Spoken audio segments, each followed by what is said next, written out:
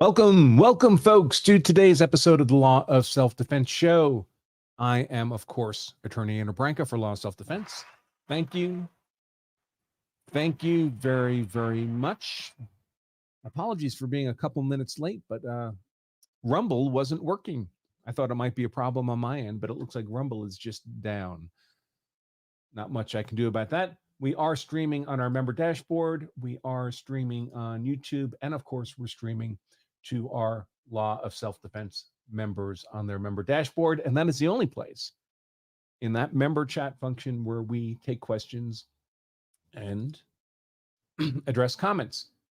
So you might want to consider becoming a member in time for my addressing questions and taking comments at the end of today's show. You can become a Law Self-Defense member for just 99 cents for a 2-week trial, folks. Unlimited access to all our members-only content and privileges. And after the 2 weeks, it's still dirt cheap. It's only about 30 cents a day, less than $10 a month to get this level of self-defense law expertise on a nearly daily basis. But at least try it out for 2 weeks for 99 cents at lawofselfdefense.com/trial. All right, so what are we here to talk about today? Today we're talking about artificial intelligence law, specifically self-defense law, but this applies generally. Many of you may have played with some of the AI platforms out there like ChatGPT, and there's a whole bunch of different things that I confess I don't truly understand. I've dabbled with the ChatGPT thing just to see what that's all about. I've tested it with some self-defense law questions, and it gets the answers about 70% right, which is not bad for a computer. But of course, the 30% it gets wrong is the stuff that puts you in a cage for the rest of your life. So certainly I would never use it for my own legal research purposes. We have access to professional legal databases here at Law Self-Defense. We use Lexis. Costs us thousands of dollars a year, but that's the platform I prefer, and it gives me the actual law. AI appears not to be doing such a great job when it comes to this stuff. And it seems to me to be coming, despite that, despite its unreliability, I'm seeing a lot of content on the internet, even within my own very narrow legal space, that appears to my eye to be AI generated. This must be some kind of business model where you can have AI generate content, and that gets you, I don't know, clicks and views and lets you sell advertising on your website. I'm not sure how all that works. But because I'm seeing so much of it, even in my own little space, I thought we could have a show today looking at some of that apparent AI content and the risks that go along with it. And with that, if everyone's settled in, we'll go ahead and, well, I guess we won't yet do that. I forgot to upload this. So that's going to take just a moment. And let's go ahead and start the launch of today's show. Come on, computer.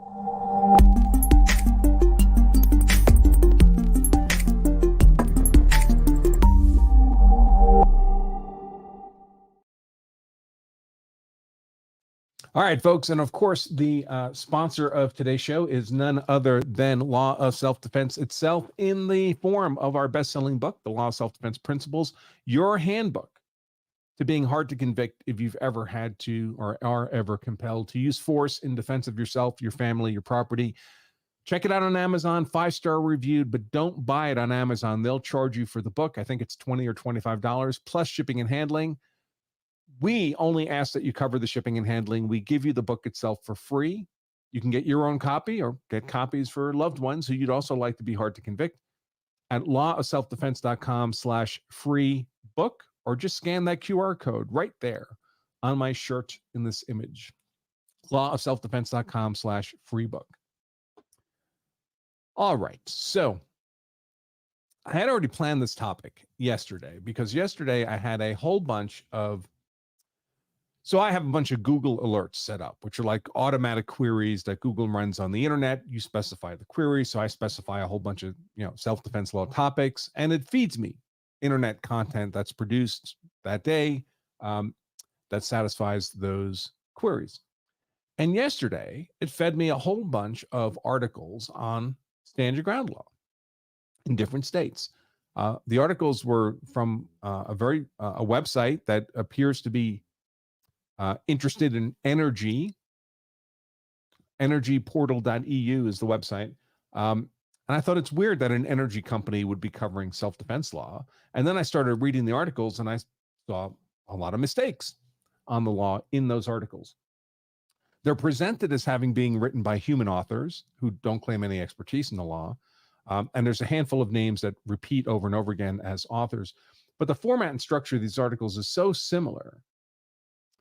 And as I mentioned, I've done my own ChatGPT queries and gotten results from ChatGPT. It felt like that kind of content, felt very similar to me. And then this morning, I woke up and I found this very interesting tweet from my good friend, Good Logic, Joe Neerman. Give him a follow. Let's see, I'll pull him up here. So this is Good Logic. And he's responding to a clip here by another attorney who's kind of a law tuber attorney. Good guy, does good work, smart attorney.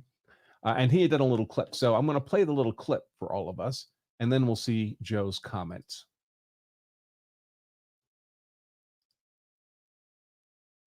It's only about a minute long. Let's see. Michael Cohen, Trump's former lawyer, his lawyer was busted, says. On November 29th, David Schwartz counseled for Michael Cohen. He filed a motion for early termination of supervised release. Now, in the letter brief, Mr. Cohen asserts that, quote, as recently as 2022, there have been district court decisions that were affirmed by the Second Circuit Court, granting early termination of supervised release. He then cites and describes 3 such examples: Figueroa Flores, Ortiz, and Amato. But as far as the court can tell, none of these cases exist. Oops. Now, in light of the foregoing, the court says Mr. Schwartz and Mr. Cohen, no later than December 19th, shall provide copies of the 3 cited decisions to the court. So I don't know where they're going to get them. Now, if he's unable to do so, then Mr. Schwartz shall cause in writing why he should not be sanctioned pursuant to the rules of civil procedure.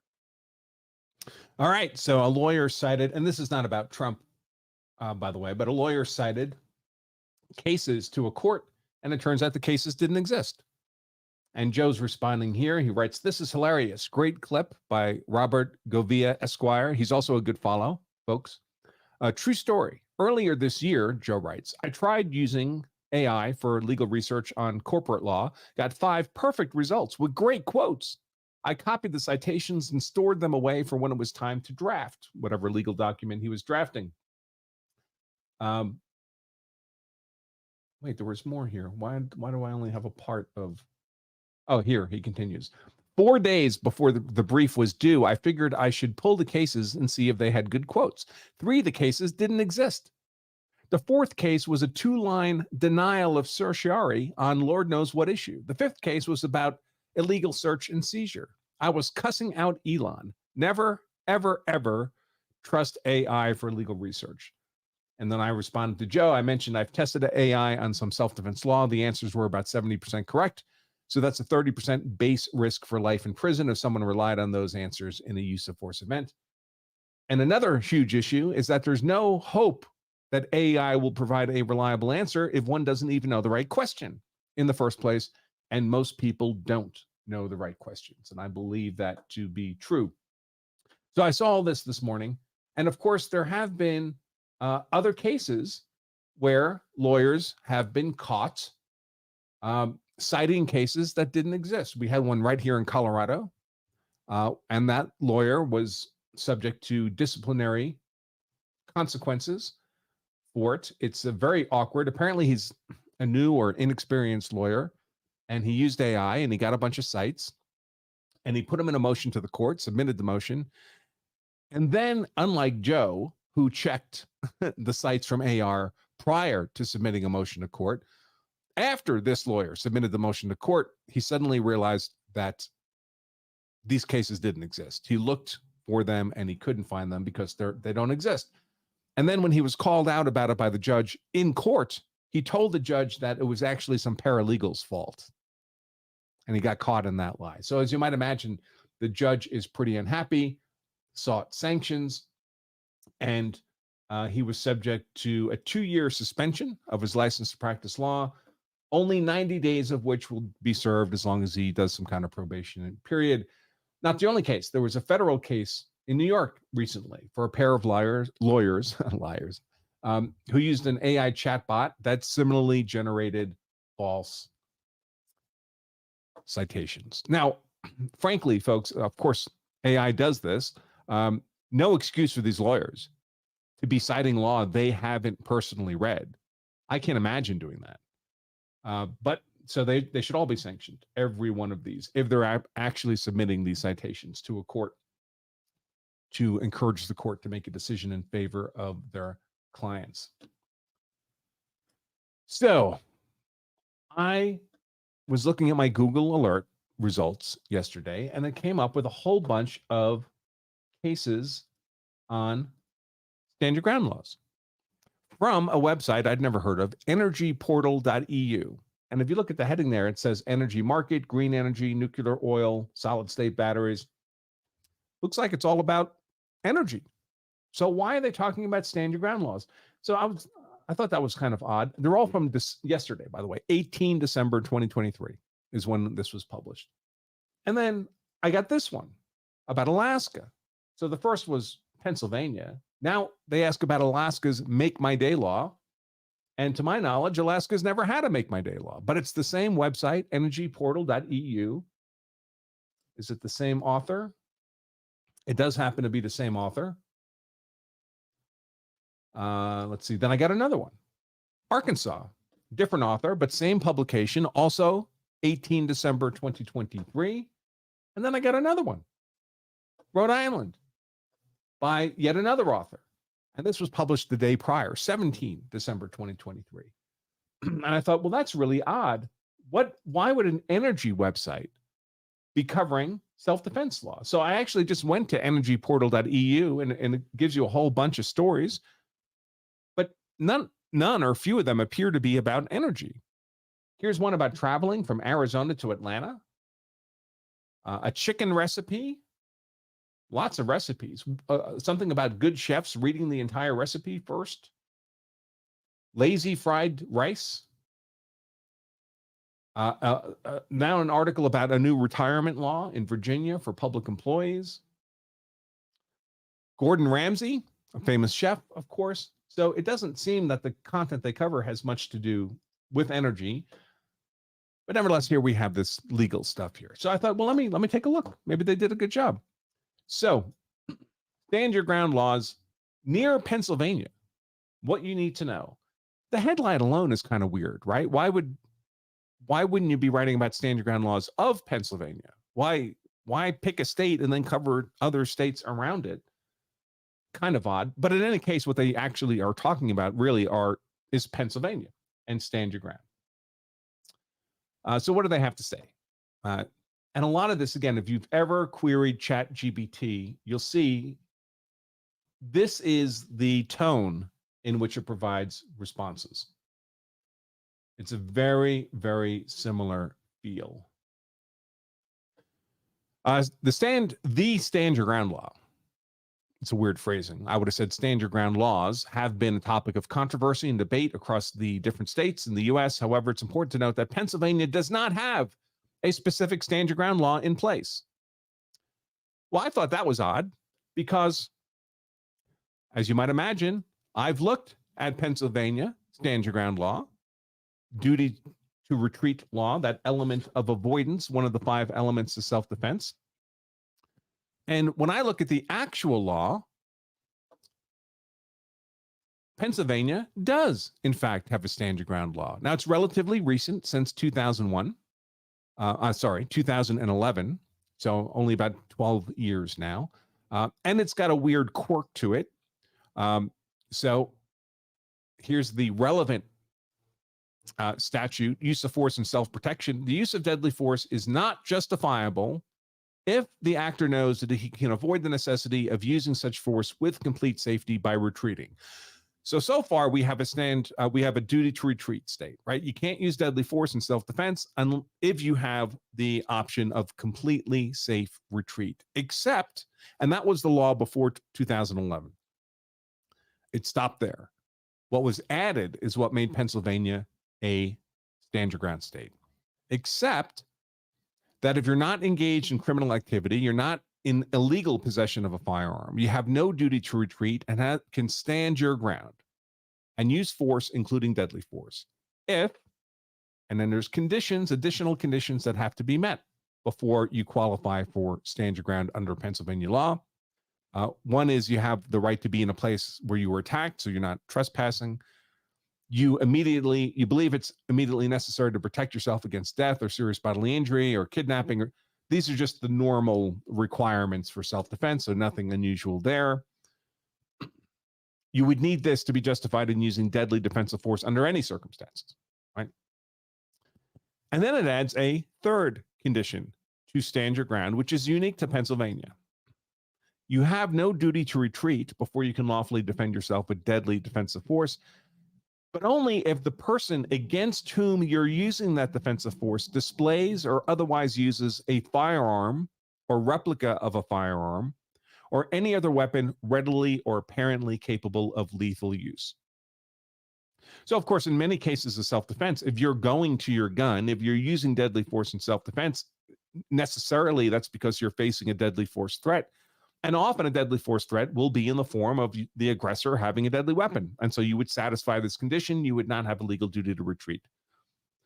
But is it theoretically possible to be facing a deadly force threat from people who are not displaying a firearm or replica firearm or other weapon readily capable of lethal use? Sure. What if you're attacked by 5 people, all unarmed? Do they collectively represent a deadly force threat? Of course they do. But under Pennsylvania law, you would have a legal duty to retreat if safely possible before you could use deadly force in self-defense because they're not displaying a weapon. Does that make sense? Not to me, but that's how the Pennsylvania legislature did it. And often, folks, when you have about half, so there's 39 stand your ground states, about half of them are stand your ground by case law, common law, appellate court decisions. And there, the rules tend to be pretty simple. You don't tend to have all these conditions, like you were in a place you had a right to be and the other party was displaying a weapon. It's just straightforward. There is no legal duty to retreat before you can defend yourself in an otherwise lawful case of self-defense.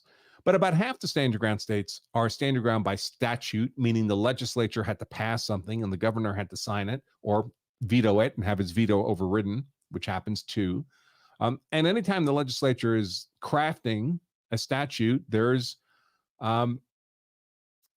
debate and negotiation that goes on. And some people say, well, I won't vote for it unless you put this condition in. And this appears to me to be one of those kinds of conditions. The making of the legislative sausage is often messy. In any case, the bottom line is that Pennsylvania is a stand your ground state and has been since 2011. So this article is wrong about Pennsylvania law, saying that Pennsylvania does not have a specific stand your ground law in place. It most certainly does. We just looked at it. And I think there was another reference here. Oh, here's another one. Pennsylvania is located near several states that have implemented stand your ground laws. For example, Ohio, West Virginia, and Maryland are neighboring states that have some form of stand your ground legislation in place. Well, that's true of Ohio and West Virginia. Ohio quite recently, only within the last couple of years. I think also 2021, I think, is when Ohio adopted stand your ground finally. It's true of West Virginia and has been for a long time. But Maryland? What is this about Maryland having a stand your ground law? Because when I look at Maryland law, Maryland is a duty to retreat state. What do we have here? This is a jury instruction on self-defense from Maryland. The Maryland Pattern Jury Instructions Criminal 507. Before using deadly force, the defendant is required to make a reasonable effort to retreat. If you find that the defendant did not use deadly force, so the duty to retreat only applies in the context of deadly force. That's quite true. Another jury instruction. In addition, before using deadly force, the defendant is required to make a reasonable effort to retreat. You should consider all the facts and circumstances in evidence in determining whether the defendant made a reasonable effort to retreat as far as he or she could with safety. That is duty to retreat, folks. So Maryland is not a stand your ground state. Even this is not really worded correctly. It says Ohio stand your ground law allows individuals to use deadly force without a duty to retreat if they believe they are facing imminent harm. Is that a correct statement of self-defense law in Ohio? No, it's not, folks. You have to be facing imminent deadly force harm before you're privileged to use deadly force in self-defense. If someone's about to shove you, that's imminent harm. You're not allowed to shoot them over it in Ohio. So just quite sloppy. Then we have this article, same website again. Excuse me. 17 December, Alaska's Make My Day law. And I thought that's weird because Alaska doesn't have a Make My Day law. The first time Make My Day was used in reference to self-defense law was when Colorado adopted its Defense of Highly Defensible Property statute, which is a novel statute.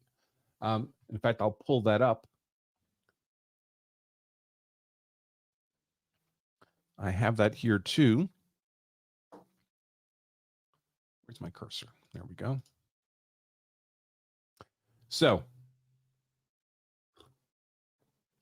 we often discuss how states will frequently put in place special provisions for the use of deadly force in the context, deadly defensive force, in the context of defending against an intruder into highly defensible property. And what they typically do is they'll create a legal presumption that you, the defender, has a reasonable perception of an unlawful, imminent, deadly force threat. So it's giving you most of these elements of self-defense. Oh, that's terrible. It's saying it's legally presumed if you're dealing with an intruder into your home that you had a reasonable perception of an imminent, deadly force threat. That's reasonableness, imminence, and proportionality. 3 of those 5 elements. The element of avoidance is taken care of. Even if you would have had a legal duty to retreat, you're in one of the 11 duty to retreat states. In the context of highly defensible property like your home, you're already relieved of that legal duty under the Castle Doctrine. The Castle Doctrine says you don't have a legal duty to retreat if you're defending yourself in your home from an intruder. So that's 4 of the 5 elements of self-defense. The only element not specifically addressed is innocence, that you were the non-aggressor. But if you're sitting in your home and someone's breaking in the door, that's pretty much baked into the cake. So these legal presumptions are very powerful. They make it very difficult to prosecute a genuine defense against an intruder into a home scenarios. But what they're doing, we should keep in mind, is they're not saying those elements are not required. They're saying they've been legally satisfied. We're going to legally presume those elements have been satisfied. What Colorado did in its Defense of Highly Defensible Property statute was literally remove the element of proportionality. So Colorado is not saying we're going to legally presume that intruder is presenting a deadly force threat. He doesn't have to be presenting a deadly force threat before you can legally use deadly defensive force against him.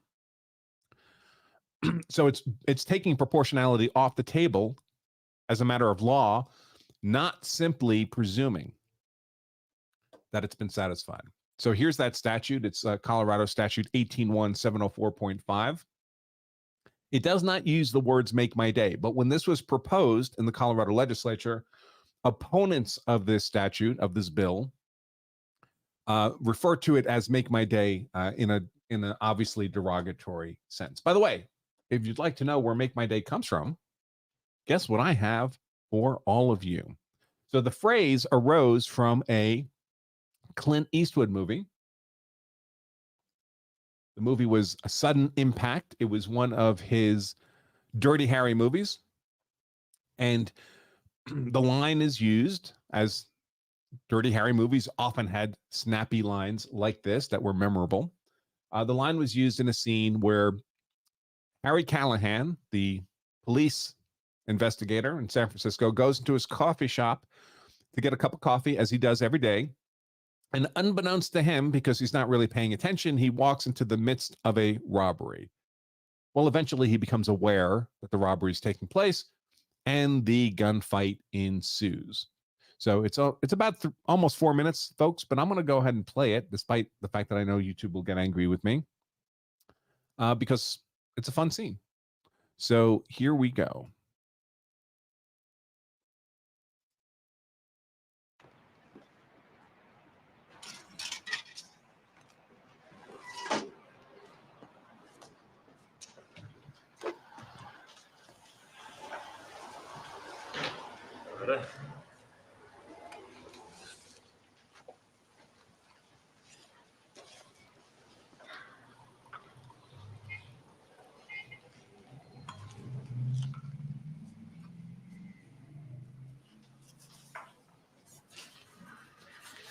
Look at all that sugar.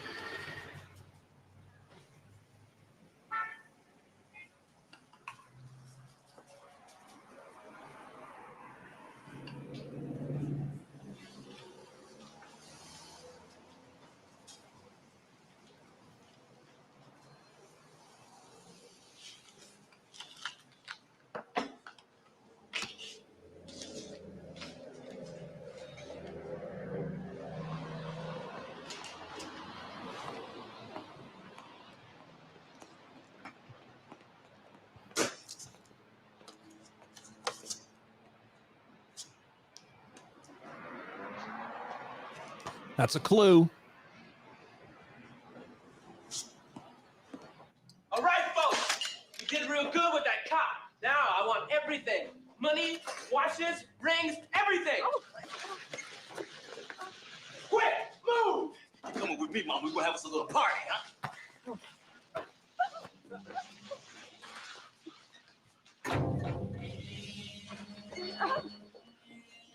What you doing, you pig-head sucker? Every day for the last 10 years, Loretta there has been giving me a large black coffee. Today, she gives me a large black coffee, only it's got sugar in it. A lot of sugar. I just came back to complain. Now, you boys put those guns down. Say what?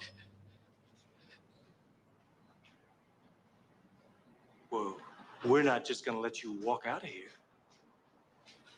Who's we, sucker? Smith and Wesson and me.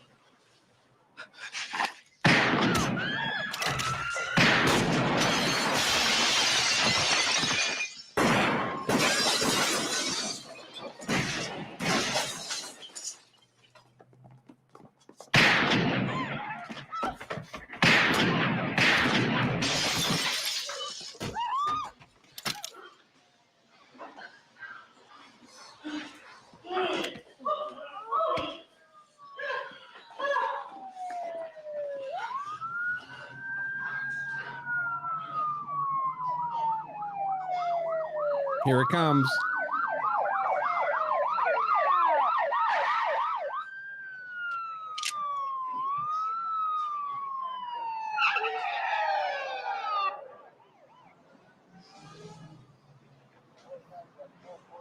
Go ahead. Make my day. And the bad guy gives up. So that's where the phrase "make my day" comes from. And if you're wondering what that has to do with this, I don't get it either, except it was being used in a politically derogatory way by people who did not want to see this passed into law. So having provided that background, let's take a look at this actual statute. Use of deadly physical force against an intruder, notwithstanding the provisions of section 181704, which is Colorado's general self-defense statute. Any occupant of a dwelling is justified in using any degree of physical force, including deadly physical force, against another person, when that other person has made an unlawful entry into the dwelling, so it doesn't have to be a forcible entry, right? Most of those legal presumption statutes require forcible and unlawful. This only requires unlawful entry into the dwelling when the occupant, the defender, has a reasonable belief that such other person has committed a crime in the dwelling in addition to the uninvited entry, or is committing or intends to commit a crime against a person or property in addition to the uninvited entry. And here's the key here, when the defender reasonably believes that such other person might use any physical force, no matter how slight, against any occupant. So there's no deadly force threat required under this statute for a defender to be justified in the use of deadly defensive force. A finger poke to the chest would be sufficient under this statute, which has come to be known as Make My Day statute. What this doesn't have anything to do, of course, is anything to do with stand your ground. And Alaska doesn't have a statute like this. So to the extent that Make My Day was used as a derogatory, politically derogatory label for this home defense statute that removes the element of proportionality as a requirement for the use of deadly defensive force, well, Alaska doesn't have that. So there's no law that would appropriately be called Alaska's Make My Day law. By the way, I searched this because I thought maybe my recollection is imperfect. Maybe maybe people have been referring to Alaska as having a Make My Day law, and I just missed it. So I did a Google search, Alaska Make My Day law. I got one hit besides this article. It was, whoops. Let me take the slide down.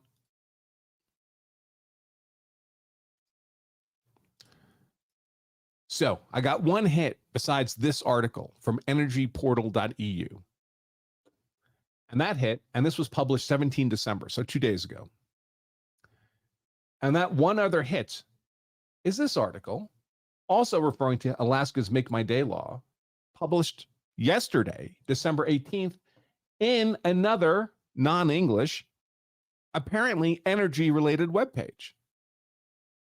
I'm not sure what this means, but this means Sustainable Energy Today. I remember that much high school Spanish. So another energy website that's writing about self-defense law. One day after, different author, different language, still has that AI feel to it. So that's the main defect here. And then they conflate Make My Day, which removes the element of proportionality. That's the core effect of Colorado's Make My Day law. They confuse it with the Castle Doctrine. Not at all the same things. The Castle Doctrine, all it does is remove an otherwise existing legal duty to retreat when you're defending against an intruder in your home. If you would have been required by your state to retreat, were you defending yourself in a public street, you're relieved of that duty to retreat when you're in your home. It also conflates it with immunity from criminal prosecution, which is different. Those are self-defense immunity laws. Not the same things. Not the same thing as Make My Day, not the same thing as Castle Doctrine. So just kind of sloppy, not correct law. Then I get to this one, Stand Your Ground law in Arkansas. Again, published yesterday on this energyportal.eu page. And the law here is pretty right because they keep it pretty simple. They just say Arkansas is among the states that have enacted a Stand Your Ground law. And that's true. Arkansas is a Stand Your Ground state. It just became a Stand Your Ground state very recently. Let me pull up.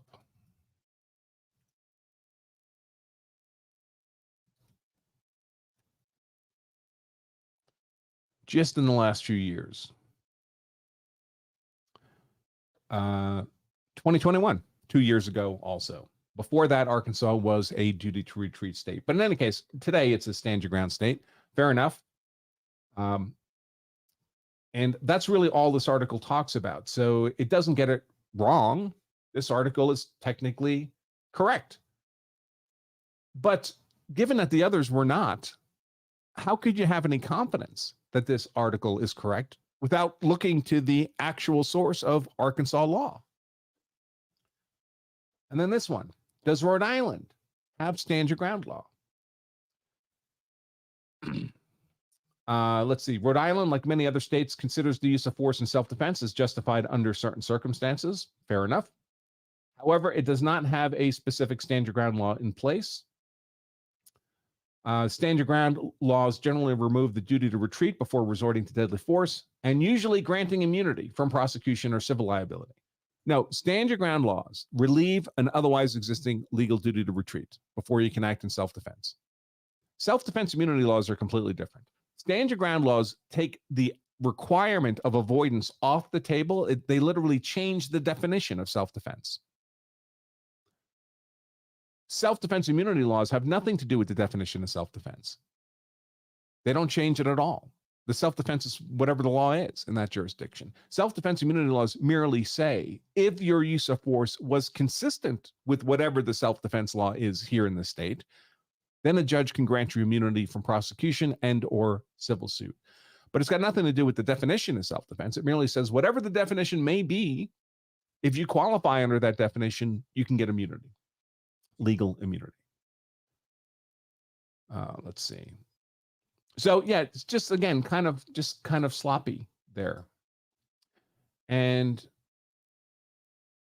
let's see.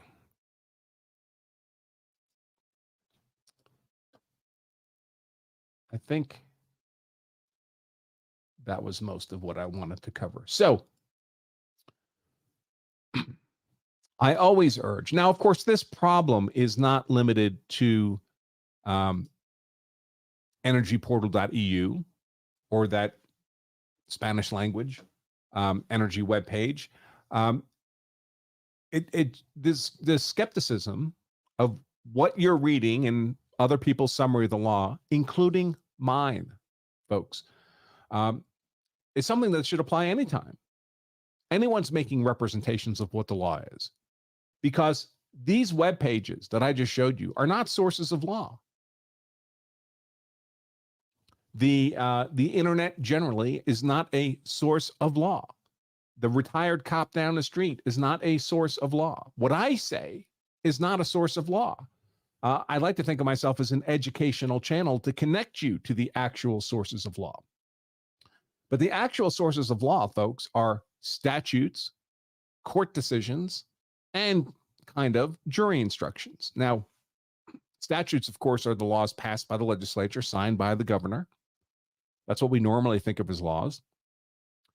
But appellate court decisions, case law, are just as robust a source of law as statutes. In fact, I would suggest that in some respects, they're stronger because statutes by themselves don't have any effect in the real world. They're just words written on paper.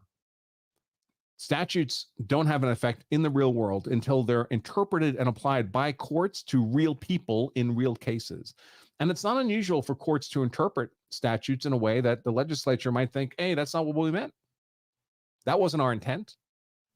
Sometimes courts read words into and out of statutes. So you don't really know what a statute means just by the plain English reading of the statute, because it doesn't mean that necessarily. What it means, practically speaking, is what the courts say it means. So this case law is very important.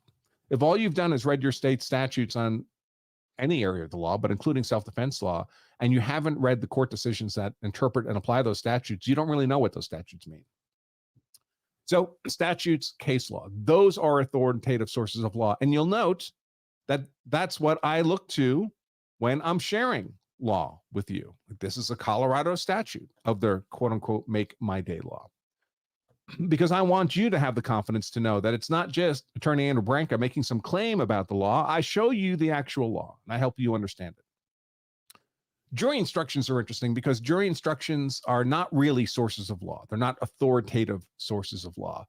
They're generally often created by a state Supreme Court. We'll pull together some legal experts. So in the old days, when there was a trial, the lawyers would, on opposing sides, would write up the jury instructions they would prefer the jury to get. And then the judge would get both of those offers and he'd have to reconcile them into something he was willing to instruct the jury on. And of course, if it was a criminal case, the prosecution would be writing a version of the jury instructions that was favorable to the prosecution, and the defense would be writing a version of the jury instructions that was favorable to the defense. And each individual judge in each individual case would kind of have to amalgamate those into a single set of instructions. Well, as you might imagine, that led to highly varied jury instructions in different cases, and similarly situated criminal defendants were getting much different jury instructions. And of course, the jury instructions in theory control the verdict. They're the instructions to the jury about how to apply the law to the facts as the jury believes those facts to have been proven or disproven. So pretty much every foreign jurisdiction, maybe with the possible exception of Rhode Island now, has standardized, or sometimes they're called pattern jury instructions that are supposed to be applied, in the same way to similar cases. They're not, jury instructions are no longer just created on a case-by-case basis. And typically a state Supreme Court will pull together committees of lawyers, judges, law professors, and they'll look at the statutory language and they'll look at how that language has been applied, interpreted and applied by the appellate courts. And from that, they'll distill a set of jury instructions that are consistent with the statutes and how they're applied. And they translate the legalese of statutes and court decisions into plain English to the best of their ability, because, of course, ultimately the instructions are intended for non-legal professionals, right? Just jurors, just lay people who won't understand the legalese. So it needs to be translated into normal English. So the jury instructions are very useful in that respect, in that they often provide a very robust, plain English explanation of the law, covering both the statutory language and the interpretation application by the appellate courts. But if there's a disagreement between a jury instruction and the statute, or jury instruction and the appellate law, it's the jury instruction that's wrong. It doesn't by itself have any legal authority. So, folks, if the stakes are high, and in use of force cases, the stakes are pretty high, right? If you screw it up, you could be looking at the rest of your life in prison. If the stakes are high, you owe it to yourself to know the actual law of self-defense in your particular jurisdiction. And a good way to do that, by the way, is to, I don't need that to be a scrolling banner. Here at Law Self-Defense, we have state-specific courses for all 50 states. That's where I get these slides from that I share with all of you. These are the slides we use in those courses. And you can get the course for your state at lawofselfdefense.com/state as a DVD or instant online streamed, whatever you prefer. And that way you know the actual law of self-defense. All right, folks, I am going to get now to the comments and questions from the Law of Self-Defense chat. Remember, that's the only place we take comments and questions. Law of Self-Defense members on the member dashboard in the chat function of our live streams. If you'd like your questions addressed, your comments addressed, well, you need to be a Law of Self-Defense member and watching the show there. The good news is you can become a Law of Self-Defense member for just 99 cents for a 2-week unlimited trial membership. 99 cents. You'll be instantly emailed the access credentials you need to join this show or any other show we do, and ask your questions and comments in the live stream member only chat. And after the 2 weeks, it's still dirt cheap. It's only about 30 cents a day, less than $10 a month, folks, to be a Law of Self-Defense member. Take advantage of that at lawofselfdefense.com/trial. All right. Let's slide this over here. Whoops. Welcome all the Law of Self-Defense members. Okay.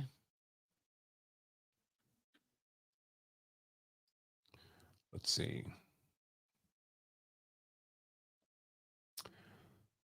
All the usual suspects. Good to see everybody. Hope everybody is doing well. Steve Gosney in the chat. Attorney Steve Gosney, Public Defender's Office, Appellate Division, or whatever they call that, down in Florida. He's currently teaching criminal procedure for American law courses. American law courses, law school level courses taught in the traditional way. There we go. Without the crazy woke politics of today's law schools, we have the first year level courses Topics, evidence, criminal law, criminal procedure. That Steve is, I believe, his last class is tomorrow night for our semester of criminal procedure. We also make all those courses available as in playback version. So when we first teach the class, it's taught live as Steve is teaching this semester's criminal procedure class. But we have courses in evidence, criminal law, constitutional law, lots of stuff. Learn more about that at AmericanLawCourses.com. If you've ever wondered what it would be like to take a law school level class, this is a much less expensive than law school without the woke politics of law school. Our instructors are world-class experts in each of the topics that we cover. Learn more about that at AmericanLawCourses.com. You can even get it as a gift for someone else. This is the gift giving season, after all. All right, that goes away. Where's my chat window now? Here it is. Jeffrey says there are videos out there where lawyers get reprimanded for fake briefs and they admitted they were done with AI instead of doing their research. Yeah, I think that's what I've covered.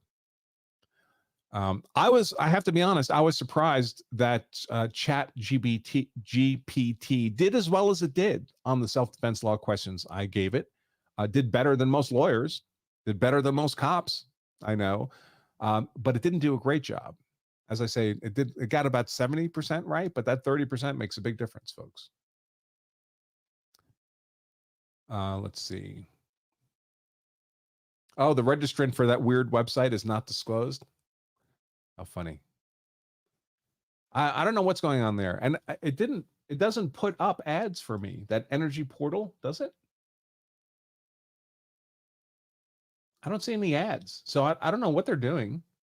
But given the poor quality of their legal articles, I'm not sure I'm going to eat any of those recipes they have up there. I don't know. I guess it's only food, right? How bad can it be if you know what the ingredients are? Let's see. Why am I not scrolling? Is that it? Did I get it? Oh, I see.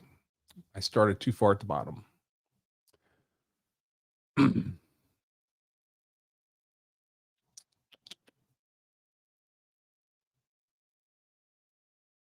Yeah, I mean, the truth is there's not a lot of people who are really properly taught on self-defense law. So where would they get the good content to feed into the AI algorithm? Most of what's out there is bad information on self-defense law. Let's see. Steve Gosney says he always preferred the 357 Magnum to the 44 Magnum. Yeah, they're different. I can see how people would have preferences. The 44, you fired a pistol, but the 357 Magnum's no joke either. Big difference. I fired that Smith & Wesson 500 caliber, 50 caliber revolver, and it wasn't bad at all. I really enjoyed shooting it, but of course it's a huge revolver, very heavy revolver. Let's see. Jeffrey asks, without paying for Lexis or Westlaw, where have you found the best free source of legal law? Recently, I found Google Scholar is pretty good. I don't really use the others. I use Lexis because I pay for it. It's right on my computers and it's instant access for me. What I found generally with the kind of free databases of law is that the search algorithms aren't very good. So if you know what case you're looking for, well, they'll pop it up. Just put in the case citation, it'll pop up. And that's great. But if you want to do kind of an open-ended search on some particular legal issues, the Lexis and Westlaw have very detailed Boolean search algorithms you can use for that purpose. And maybe it's just that I'm old. I was taught how to, do this in law school, obviously.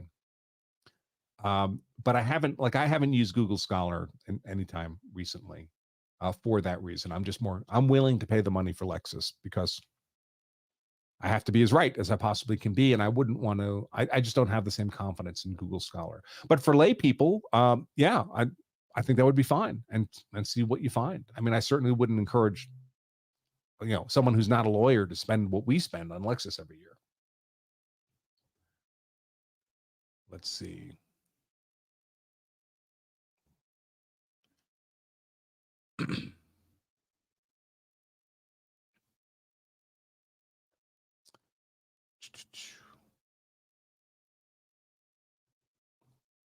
Steve Gosney writes, in Florida, the standard jury instructions are a scam. Committees are packed with prosecutors. Yeah, listen, all these things, all these laws, folks, they're not created by AI. They're created by human beings, right? With all the foibles of being human beings. And, if you pack a jury instruction committee with prosecutors, you're going to get very prosecutor-friendly jury instructions. That's just how that works. I think Steve has tried to get on his jury instruction committee. Yeah, he says here, I've tried multiple times, but the bar doesn't want a nasty defense attorney on there.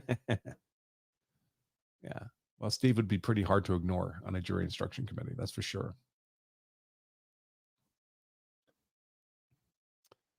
All right. Lots of conversation about revolvers. I own revolvers. I've shot them. I've never been very good with them. Semi-autos are my thing. But obviously there are people out there who run revolvers at a very high level.